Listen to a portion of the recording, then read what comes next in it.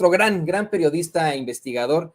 Por fin se me va a hacer a mí tener esta conversación con el maestro Miguel Vadillo. Querido maestro Miguel Vadillo, bienvenido a esta edición de Sin Censura. ¿Qué tal? Buenos días. Pues queríamos preguntarle sobre precisamente estas investigaciones que llevan ahí en Contralínea, una que de hecho Nancy Flores pudo captar y plantear en la conferencia de prensa mañanera hace algunos días. Ella le hablaba al presidente López Obrador de estos 38 millones que presuntamente habría recibido la mamá de Enrique Peña Nieto de un procesado, de Eustaquio de Nicolás. ¿Nos puede ampliar un poco más sobre esto, maestro? Sí, pudimos obtener ese dato, lo investigamos y cruzamos la información con el expresidente a través de una tercera persona que tiene contacto con él y le planteó la posibilidad de darnos una explicación, una entrevista para que nos dijera si era verdad que Eustaquio de Nicolás, un empresario, amigo y compañero de la Universidad Panamericana, esta Universidad del Opus Dei, compañero de la Universidad de Enrique Peña Nieto, y amigo y socio en algunos negocios. Muy favorecido este empresario en el sexenio de Peña Nieto, pero también en los sexenios de Fox y de Calderón.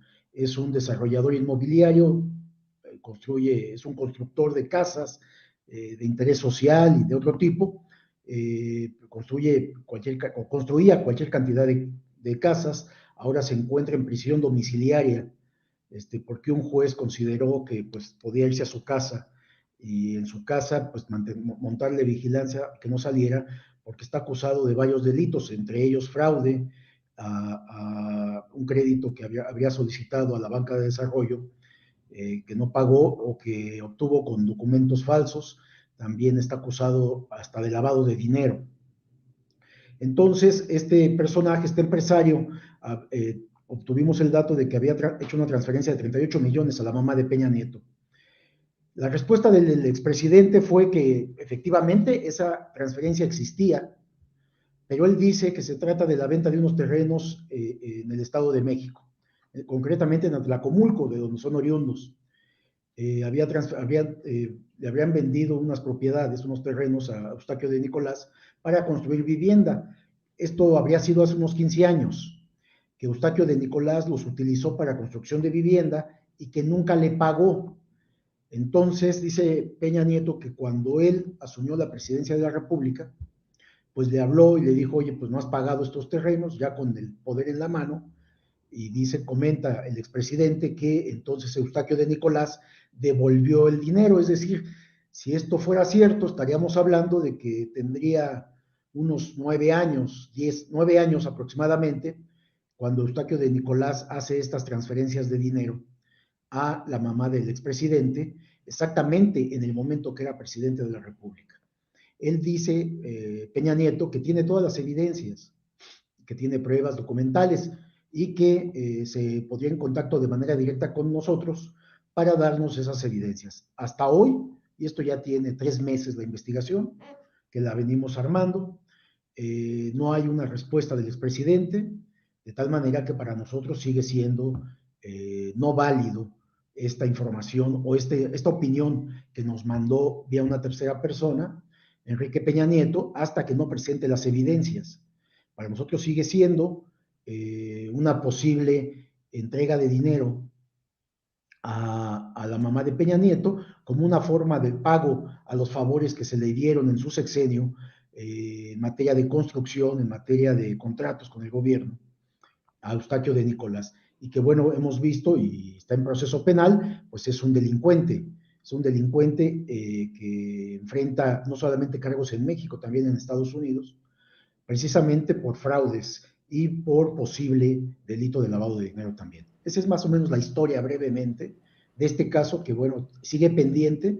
Nosotros seguimos solicitando la explicación si es que hay evidencias suficientes de este caso, y por eso es que se llevó también a la conferencia matutina, porque hasta ahora no hay prueba alguna del dicho de Peña Nieto.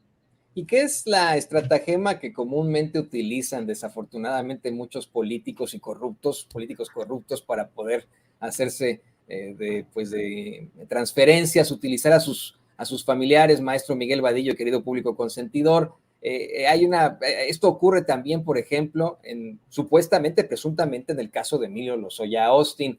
Por supuesto que tenemos que poner el dedo en el renglón, pero maestro, le voy a pedir al equipo que nos grabe para también pedirle que nos amplíe un poco sobre esta otra investigación muy, muy fuerte que viene mucho a colación del juicio a Genaro García Luna. Han estado muy callados los calderonistas en estos momentos. El mismo Felipe Calderón casi no tuitea ahora que se está realizando este juicio a Genaro García Luna en la Corte del Distrito Este allá en Nueva York. Y hay que mencionar que alrededor de todo esto estaba también la parte de la corrupción, no solamente el apoyar a los cárteles del crimen organizado, sino ese enriquecimiento ilícito que presuntamente ocurre en el sexenio de Felipe Calderón. Desde ayer se planteaba cómo es que hasta 3 millones de dólares pudo haber recibido mensualmente Genaro García Luna, y esto llama mucho la atención con algo que usted publica ahí en Contralínea, estos casi 6 mil millones de pesos que Felipe Calderón habría jineteado durante la extinción de la muy injusta extinción de Luz y Fuerza del Centro. ¿Qué nos puede decir sobre esto, maestro? Sí, este es un trabajo, una investigación que hizo Nancy Flores en Contralínea, utilizando estos mecanismos de solicitud de información a la Secretaría de Hacienda. Porque, ¿qué es lo que se hacía en gobiernos pasados? El Congreso autorizaba el presupuesto público que debería destinarse a cada entidad, a cada Secretaría de Estado, a cada Dirección General paraestatales, para pues las obras, la compra de bienes y servicios, el gasto que tenía cada dependencia. Este presupuesto no se respetaba. Se calcula que alrededor del 70% de todo el presupuesto federal era desviado a otras causas y motivos. No digo que se robaran ese 70%, que tampoco lo dudaría. Sin embargo, se desviaba para lo que quisieran los secretarios de Estado y, por supuesto, el presidente de la República.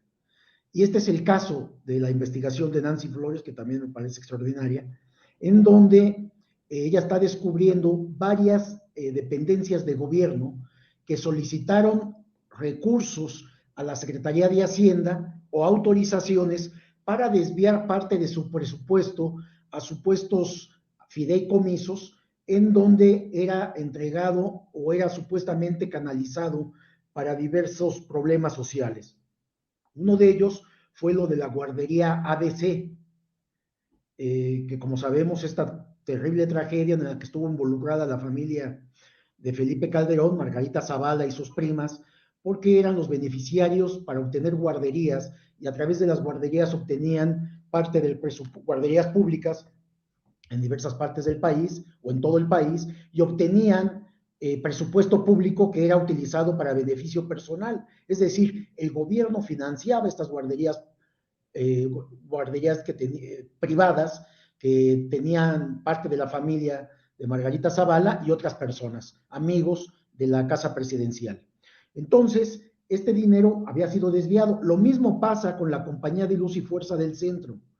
Cuando se da en el gobierno de Felipe Calderón este golpe brutal de ocupar la Compañía de Luz y Fuerza y pasarla a la Comisión Federal de Electricidad, era con el propósito de dar un golpe de muerte al sindicato de trabajadores electricistas. Esto con el propósito, pues porque era un sindicato de 44,000 trabajadores muy activo. Y este golpe pues era prácticamente para que dejaran de estar molestando, de estar exigiendo sus causas justas al gobierno federal de Felipe Calderón. Al hacer esto, él pide al desaparecer o al cancelar la Compañía de Luz y Fuerza del Centro y en consecuencia desaparecer al sindicato, que por supuesto no ha desaparecido todavía, sigue vigente.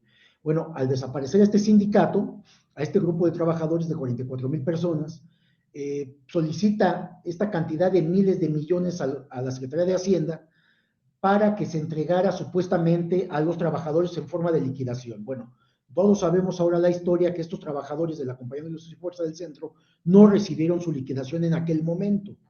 Entonces la pregunta es, ¿dónde están estos más de 6,000 millones de pesos que Felipe Calderón pidió para la cancelación, anulación o desaparición de la Compañía de Luz y Fuerza del Centro y la supuesta liquidación que iba a ser para los trabajadores electricistas? Esto no se dio y bueno, es otro de los pendientes. Pero no solamente es el caso de las guarderías ABC, Compañía de Luz y Fuerza del Centro, también están las Secretarías de Desarrollo Social. Hay varias secretarías de Estado que están en esta misma situación y vamos a ir publicando cada dependencia de gobierno, que en el gobierno de Calderón solicitaron dinero extra o distinto, desviar el dinero del presupuesto para intereses que hasta ahora se desconocen. Se conoce el origen del dinero, que es presupuesto público, pero no se conoce el destino, dónde quedó, porque nunca fue para las causas argumentadas por Felipe Calderón y sus entonces secretarios de Hacienda, porque tuvo varios secretarios de Hacienda. Entonces, aquí hay un caso de corrupción de miles y miles de millones de pesos. A costa de los trabajadores, como bien lo menciona maestro Miguel Vadillo. Le ruego que nos permita hacer una pregunta más, le pido al equipo que también nos grabe con esto, ya para cerrar y aprovechando que lo tenemos en la línea, ¿nos podría dar su opinión sobre lo último que se ha conocido en el juicio de Genaro García Luna? Desde ayer, pues se dieron a conocer una serie de declaraciones que da el grande, de Vicente Serrano nos revelaba que pues vamos, desde esa corte del distrito este del estado de Nueva York, anoche el juez Brian Cogan sometió un documento oficial en el que desestima el testimonio del futbolista Tirso Martínez Sánchez, pero en efecto sigue sosteniendo el testimonio de Sergio Villarreal Barragán el Grande, el primer testigo en este juicio, y que desde ayer planteaba que incluso García Luna habría sido secuestrado por Beltrán Leiva, y cómo recibía esta cantidad exorbitante de dinero mensualmente en ese sexenio, el sexenio de Felipe Calderón. Sí, yo observo aquí algo que me parece que es importante que aclaremos. La defensa ha alegado que no hay evidencias, dice la defensa. Digo, está haciendo su trabajo, por supuesto, uno lo debe de entender, pero bueno, el argumento de la defensa de García Luna. No hay fotografías, no hay videos, no hay documentos. Bueno, el dinero del narcotráfico, por supuesto, no iba a haber documentos firmados. Fotografías, pues no se dejaban fotografiar García Luna con ellos o todo su grupo.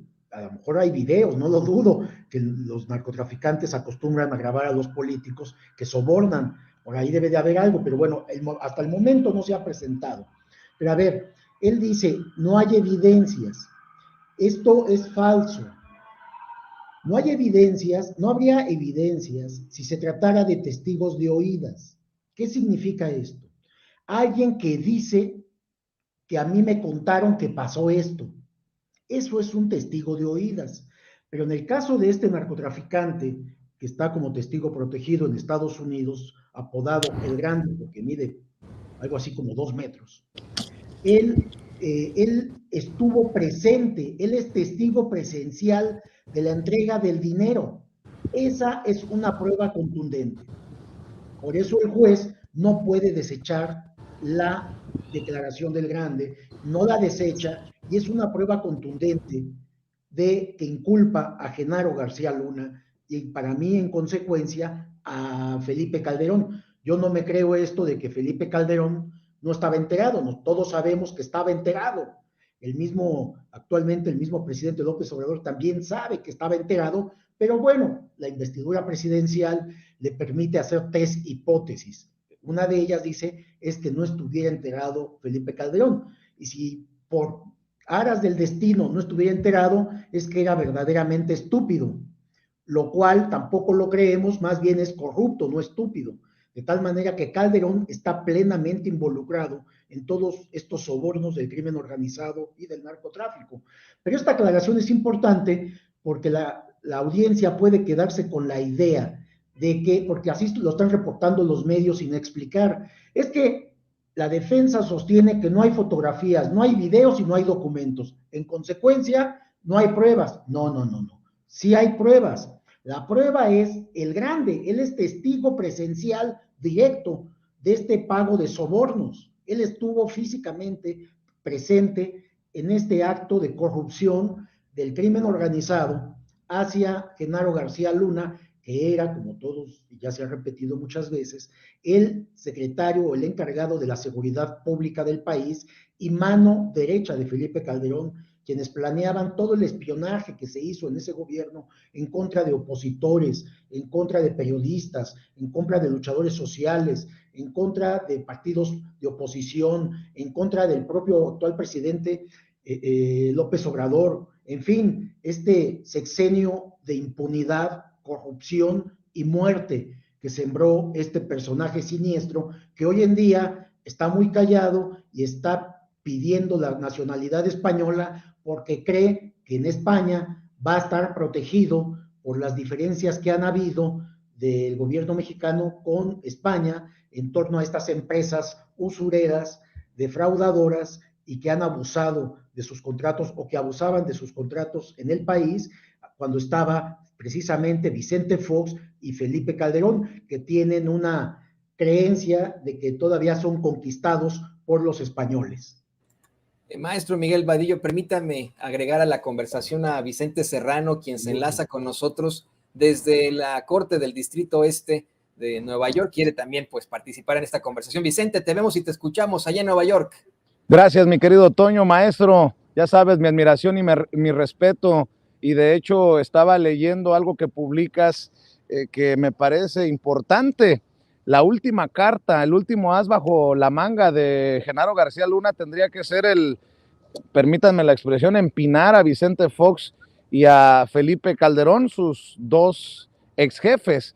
De lo que me llama mucho la atención del extenso testimonio de El Grande es que precisamente Sergio Villarreal Barragán nos pinta un país en el que la autoridad estaba hasta la médula coludida con el crimen organizado, pero no nos confundamos, no nada más en el sexenio de Calderón, sino desde que Vicente Fox lo subió al pedestal y lo puso al mando de la AFI. Hacía referencia a algunos de los detalles que dio Sergio Villarreal Barragán y bueno, también se lleva al baile a Luis Cárdenas Palomino, que hay que recordar está tras las rejas por un caso que no tiene nada que ver con esto que se está discutiendo en la Corte del Distrito Este de Nueva York, pero lo que nos dice en su testimonio El Grande es que ese policía que reconoció también con medallas Felipe Calderón, Luis Cárdenas Palomino, era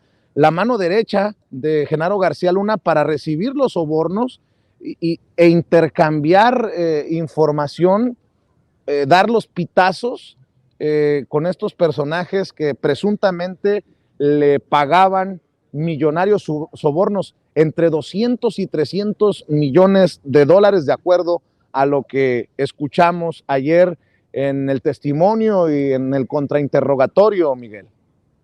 Te adelanto, mi estimado Vicente, primero felicitarte porque estás en la cobertura informativa del juicio. Qué envidia, te soy franco, es algo muy trascendente, sobre todo para México, e importante que estés transmitiendo desde allá.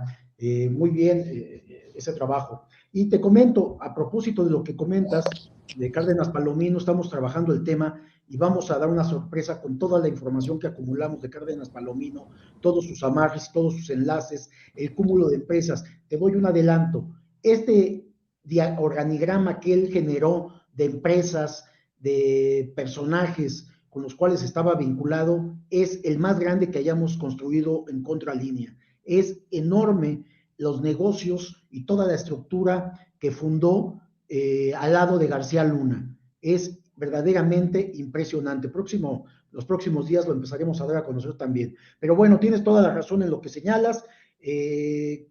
García Luna no solamente nació su poder con Felipe Calderón, él viene desde años atrás, como todos ya sabemos, él viene desde el CISEN, el Centro de Investigación y Seguridad Nacional, ahí era uno de los encargados del espionaje precisamente, ya después con más recursos, pues bueno, fue a la Agencia Federal de Investigaciones en la Procuraduría General de la República, en donde precisamente en el sexenio de Vicente Fox se encargaba pues de tener esta alianza con las bandas del crimen organizado, y desde entonces empezaba a recibir cuantiosos sobornos.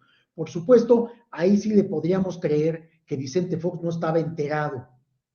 Yo digo, me parece muy difícil que esto sea, pero sí puede ser una posibilidad, Vicente, que el presidente Fox no estuviera enterado, porque es verdaderamente tonto. Entonces, en el caso de Calderón, no. En el caso de la perversidad de Calderón, él es el jefe de esta banda de criminales. Y como bien lo dices, no solamente era Genaro García Luna, era Cárdenas Palomino, era este otro que era consejero de la presidencia de la República. En fin, eran varios personajes que no porque estuvieran en una posición menor podían ser literalmente subalternos, tenían su propia inercia y actuaban por cuenta propia también.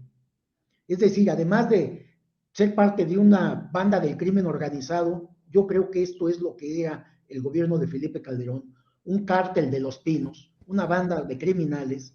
Ellos, cada uno tenía además sus propias operaciones, y es lo que en Contralínea hemos estado tratando de hacer. A ver, por un lado está el juicio en Estados Unidos, que es Genaro García Luna, que es muy importante, por supuesto, y creemos, yo sí confío, en que Genaro García Luna, al escuchar lo que va a pasar con él, la sentencia misma, que va a tenerse que ir a prisión por muchos años, van a sentarse a negociar y va a declarar cómo Vicente Fox y Felipe Calderón estaban involucrados y recibían dinero del crimen organizado. Yo espero y confío que esto suceda, contrario a lo que han dicho otros periodistas, otros analistas, que diciendo que no creen, que no es posible. No, yo sí creo que es posible, porque cuando alguien tiene la soga al cuello, un personaje como García Luna, no van a estar dispuestos a pagar toda la culpa. No va a ser por ahí el hilo delgado que se rompa. Yo creo que va a llegar, como lo hizo también el exdirector general de Pemex, en donde empezó a acusar a funcionarios del gobierno de Peña Nieto, hablando de que pues las instrucciones las recibía del exsecretario de Hacienda, Luis Videgaray, y todos sabemos que así era, de tal manera que no le veo otra forma. Entonces, yo sí creo que esto va a enfilar precisamente a que todos estos personajes involucrados van a salir a la luz pública. Confiemos en ello. Pero en el caso de nosotros, te explicaba, Contralíneas ha estado o estamos haciendo un trabajo. ¿Qué información hay en México de todos estos exfuncionarios públicos que eran verdaderos criminales que estaban al frente de este país? Y por eso el país tiene estos niveles de violencia y todavía, hay que decirlo, de gran corrupción, porque dejaron estructuras armadas en las distintas dependencias gubernamentales, Vicente. Otra cosa, Miguel, si bien es cierto que no se menciona con nombre y apellido, Miguel Ángel Mancera gobernó la Ciudad de México y en algún momento llegó a declarar, ayer lo platicaba con Jesús García, corresponsal también que sigue a detalle este juicio, Jesús García, corresponsal del periódico La Opinión y el Diario de Nueva York. En algún momento Miguel Ángel Mancera dijo que no había presencia de los cárteles de la droga en la Ciudad de México, seguramente te acordarás. Y yo he estado insistiendo en que estas declaraciones del Grande nos llevan también de las zonas rurales de México a la capital mexicana, porque cuando se habla del cártel de Sinaloa se piensa en Badiraguato, se piensa en el Triángulo Dorado, se piensa en aquel corredor del Pacífico, ¿no? Sinaloa, Sonora, Chihuahua incluso, pero el Grande nos pinta que gran parte de las operaciones ocurren en la Ciudad de México. De hecho, en algún momento César de Castro, el abogado defensor de Genaro García Luna, lo quiso ridiculizar porque, bueno, usted no se vestía así, con traje, ¿no? Con traje y corbata. Y le dice, sí, la mayor parte del tiempo que yo tenía reuniones en la Ciudad de México, así me vestía y me visto.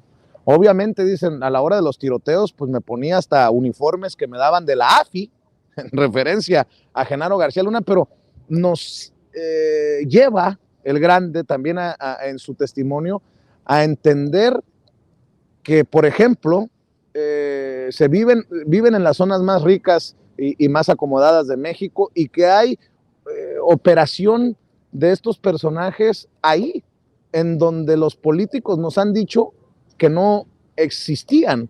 Obviamente la realidad le ha escupido en la cara a Miguel Ángel Mancera, ¿no? Pero de llamar la atención como también el Grande dice, en México cualquier cosa puede pasar, y por eso hasta los criminales se aseguraban de que no les fueran a hacer una mala jugada a las autoridades. Imagínense ustedes, le tomaron fotos a El Rey cuando lo arrestaron los sicarios de los Beltrán Leiva y se los entregaron a las autoridades, le tomaron fotos para asegurarse que no les cambiaran al detenido, al personaje, Miguel.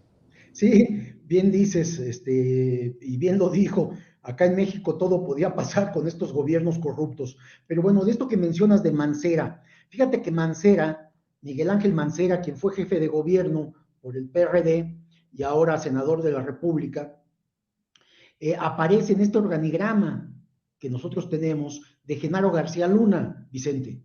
Ahí aparece porque Miguel Ángel Mancera era como jefe de gobierno, pues tenía contacto por la seguridad de la ciudad también con Genaro García Luna, pero también su principal vínculo era un grupo de periodistas que se le habían metido a Miguel Ángel Mancera para hacer negocios, para obtener favores, etcétera, y al mismo tiempo tenía negocios con Genaro García Luna. Entonces, Miguel Ángel Mancera, en este organigrama, donde se sigue las cuentas bancarias y el dinero mal habido, aparecen empresas factureras y aparecen periodistas y aparece Miguel Ángel Mancera vinculado a todo este grupo, que era el grupo finalmente que controlaba Genaro García Luna. Entonces hay un vínculo de Mancera, del senador de la República, Miguel Ángel Mancera, con Genaro García Luna. Había una estrecha relación. Y con respecto a lo que dices de los cárteles en la Ciudad de México, bueno, cualquier analista del tema del narcotráfico te explica que por ser la Ciudad de México una gran ciudad con 20 millones de habitantes, pues es obvio que aquí hay más posibilidades de esconderse. Entonces vemos que todos los cárteles de la droga tenían sede o algunos hasta base aquí en la Ciudad de México. Por supuesto, en las zonas residenciales de Las Lomas o de San Ángel u otras zonas más retiradas, pero dentro de la ciudad. Era fácil para ellos perderse, y más cuando eran protegidos por las policías locales y por las policías federales.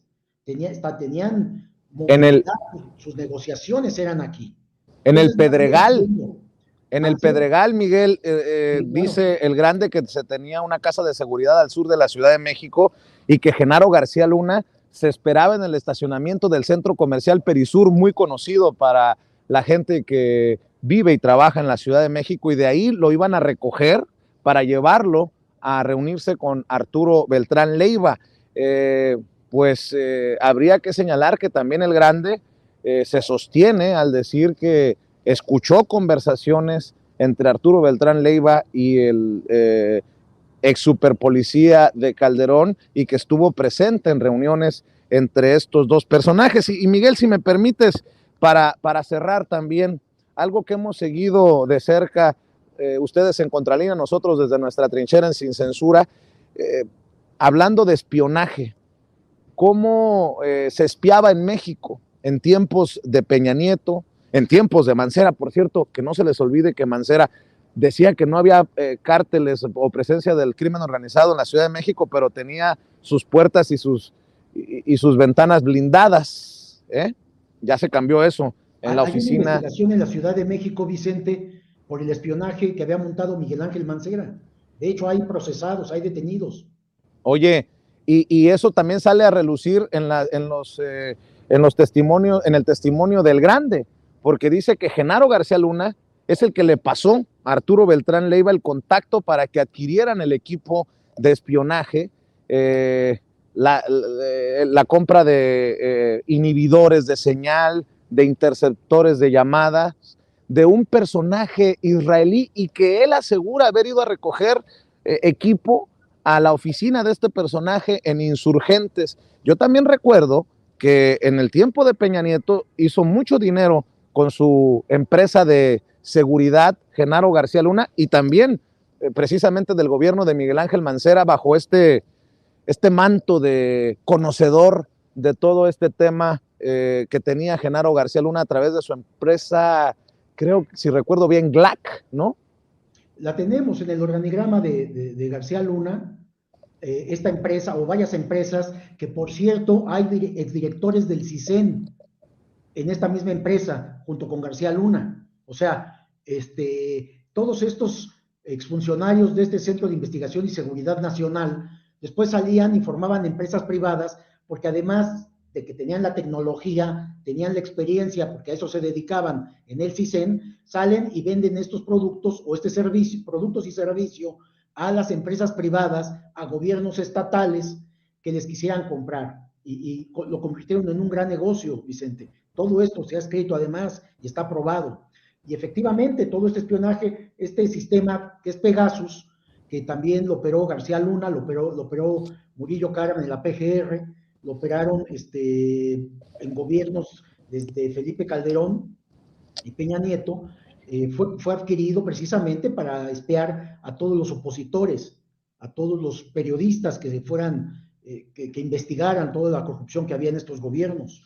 A eso se dedicaban, pues está aprobado eso, hay documentos, nosotros tenemos 8 contratos de Pegasus, que era precisamente la empresa israelí quien los vendía, y eran utilizados para eso. Entonces, por supuesto que Miguel Ángel Mancera en esta sociedad con García Luna, pues tuvo acceso a todo esto también, y también fue utilizado para el espionaje tanto de opositores como de a quien ellos quisieran, que era de su interés, ¿no?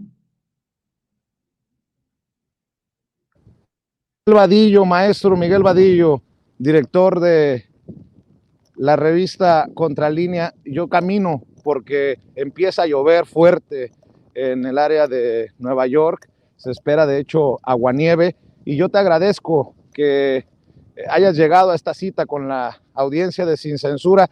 La realidad es que no llegaba al enlace porque estaba precisamente conversando con Sósimo Camacho y con Nancy Flores en la transmisión que ustedes tienen de Contralínea, y tú sabes que se les respeta, se les admira, y siempre también desde acá para lo que se ofrezca en un medio tan comprometido con la verdad desde el periodismo de investigación como el de ustedes, maestro, y te mando un abrazo y estoy siempre al pendiente, Miguel. Gracias, Vicente, a ti, a todo tu equipo, y gracias también por darnos una entrevista, una opinión de todo lo que se está viviendo en el juicio, uno de los juicios más importantes que ha habido de las últimas décadas en el caso para México. Gracias, Vicente, saludos. Cuídate. El maestro Miguel, vamos a estar al pendiente de la investigación, el reportaje sobre Cárdenas Palomino en torno al caso, al juicio contra Genaro García Luna. El maestro Miguel Vadillo, director de la revista Contralínea, hablando con nosotros sin censura. Y